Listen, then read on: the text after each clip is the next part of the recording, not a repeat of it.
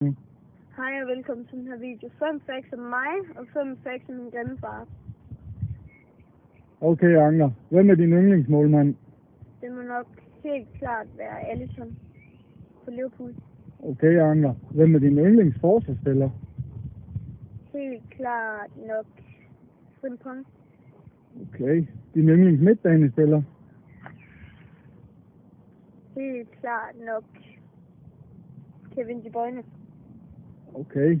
Har du også en yndlingsangrebsspiller? Ja, det må sgu nok være Romelu Lukaku.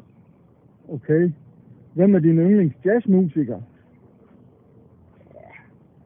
Det ved jeg sgu ikke helt.